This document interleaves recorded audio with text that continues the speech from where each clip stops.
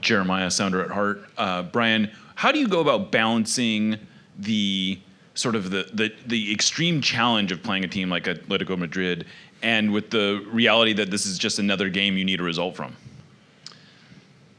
Well, Botafogo was challenging, Atletico's challenging, and we're not even talking about Madrid, Paris yet. We've done our normal routine. I mean, the video guys have been going over their last 6-7 games. We've given individual film to players, who they might come up against.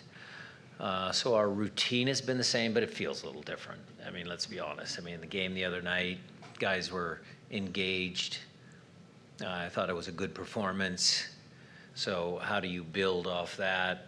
I thought our training sessions yesterday and today were good.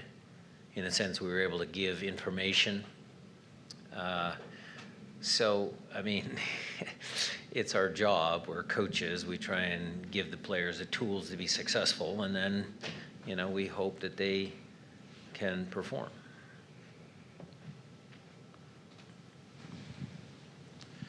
Hello, Coach. Good afternoon. Eduardo Lopez from El Diario AS from Spain.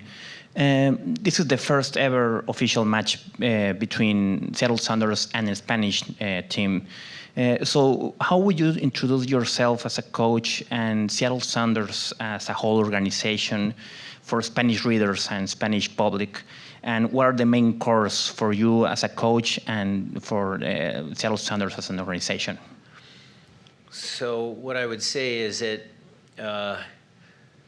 we have probably some Sounder fans in Spain. There's, we're a big brand.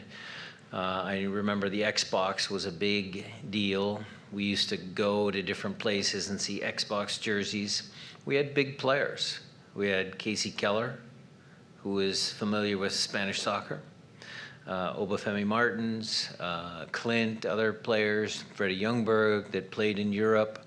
So I'm hoping that the Spanish soccer community knows a little bit about us. We actually went to preseason the last 3 years there in Spain, in Marbella. Beautiful, beautiful part of the world. So, along the way, there were some people that would watch our games. Our city is a beautiful city. Our soccer team has a long history since 1974, perhaps not as long as some of the Spanish clubs, I understand that. But for us in this country, we are one of the longest professional teams in existence. I would say that our team, we like to play possession soccer. I think we have some quality players now in this squad. I would say that maybe our calling card is, we have grit and determination. I don't think we ever quit. I think that's the Pacific Northwest. There's a very good book, The Boys in the Boat. The book's very good, maybe not such the movie, but the book is very good. It talks about a young man who's growing up under circumstances out of his control, and he has to survive. And we are hardy people here in the Northwest. And some of that, certainly comes through me, being born and raised here, but we have a lot of players from this area, a good culture of human beings, soccer players that understand that, the connection or the club is the connection between the players and the fans. I hope that answers your question. Thank you. Here. Brian, you talked about the normal process looking at Atletico Madrid. I'm wondering, in that, what did you kind of pick out about how they play, and maybe how, specifically, not to go into tactics or anything, but how you can play against them, and then maybe also to what you were just talking about, how much you can lean on the grit to maybe kind of play against them a little bit differently? Well, we're going to need to, because they are a fast, athletic, intense. Diego Simeone is a legend.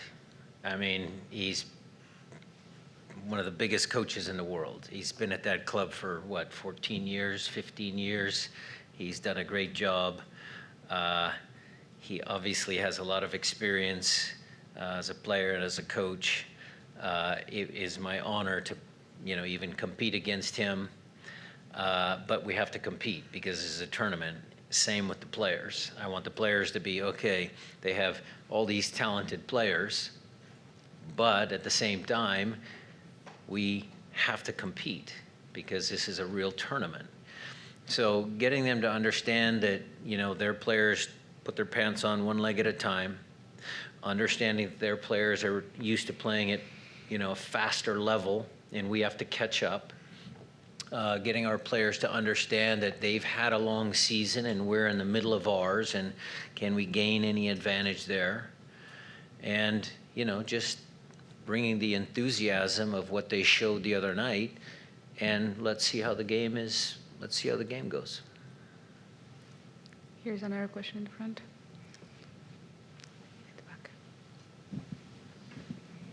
Thank you, Coach. Nico Moreno, Pulso Sports in Center Heart.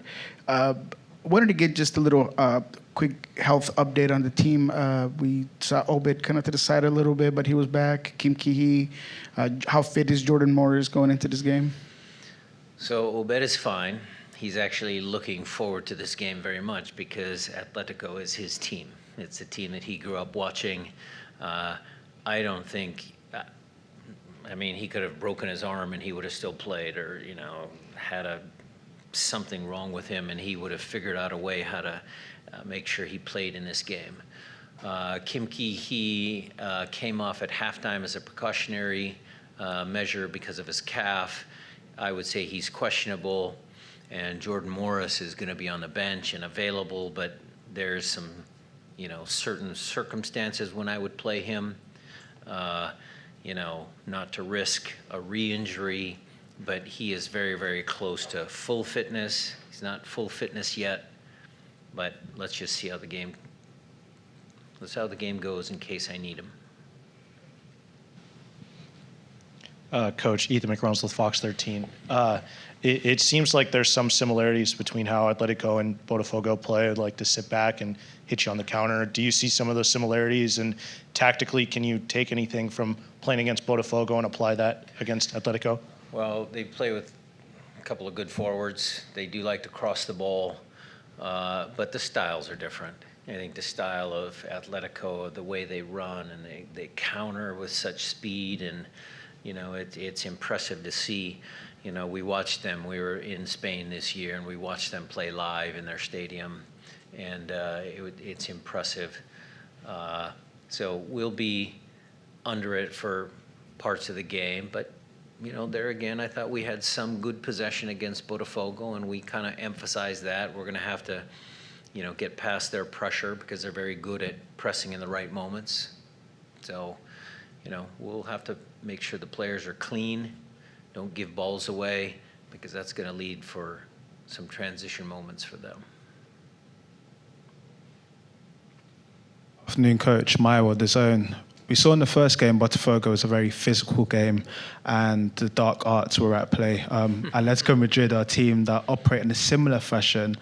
How do you prepare your squad for those sort of encounters that may be different from what they typically face week to week?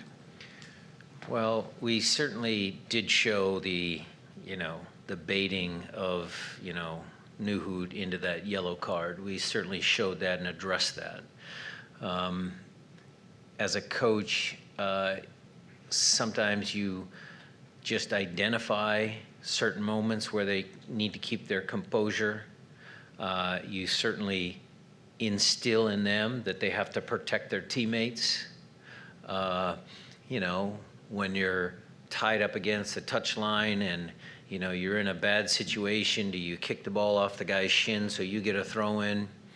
Do you make sure that if you get fouled and you want to take some tempo out of the game, some sting out of the game, that you stay down just a couple seconds longer? We've addressed all those things, but it's just not really in the American MLS culture as much as the rest of the world. It's something that's there and you use it to your advantage. And The flip side of that is you just need to make sure that you don't make any critical mistakes like Nuhu did the other night.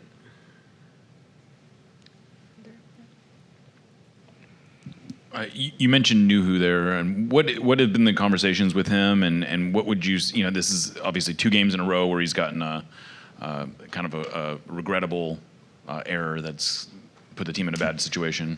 I'll keep those conversations private, Jeremiah, but Nuhu knows that, he let the team down. He's a good kid. And look, this is a team sport. Yes, he made a mistake, but we had plenty of chances to help Nuhu out by scoring that second goal or a third. And so it's all balanced in there. But of course, he had to hear from me, it's my job as a coach, that, he can't do that. And that message was sent. Brian, wondering after watching the tape what you thought from Pedro de la Vega after he came on the field, and overall the wing battle between him, Paul, Ryan, Jesus as well. How's that wing battle coming, figuring out who you get to go? Wing battle or the depth of the squad? Exactly. Pedro came on and provided energy. It's what the game, needed. I'm blessed to have, talented players in wide positions. You can mention, Alex and Kalani and Reed and, other guys, because the guys on the outside, they're the ones that, have to get up and down the field in a hurry. So having a larger group to choose from for different matches is beneficial to me as a coach. We'll have one here. Coach, I wanted to get your take on how much of the mental aspect are you guys kind of focusing on? I mean, from, playing a team that is somewhat, out of the weight class with so many stars, and then situationally of, how that game can go. How much of that mental component are you kind of adding this week to this upcoming game? I'm in a much easier position because we are the underdogs, and that's always easier to get your team motivated when you are the underdog. So I don't have to, there's times when, an MLS team and us and, I'm the underdog, or no, I'm the underdog. We're true underdogs. We get that. We understand the position we're in. That does not mean we're not going to compete, because for us to have any sort of chance, we have to outwork already what is one of the hardest working teams in the world. And so there's the challenge. One final question there. Yeah, I guess sort of following up on that, the other side of the coin is truly believing that you can actually pull off the result. Has that been a hard thing to convince anyone of, or is the belief strong in the team? The belief is very strong because of the performance, Jeremiah. Because what I asked them to do prior to Botafogo was play up to their level. And I believe this team has a high level, and they went out and proved it. And then the effort that they put into the game. So the level of soccer is here, and I thought we played well. Some of the possession sequences, some of our movements, playing out from the back, all of the things that we work on were here. But then the emotional side of things and the effort that they put into the game was what made that game so exciting and gave Botafogo a real scare. And so we're going to try and do the same here. We believe that if we can play up to our potential, give that little bit more, why not? Thank you, everyone. We conclude the Match Day -1 press conference with Seattle Sounders head coach Brian Schmetzer. Thank you. Thanks, everybody.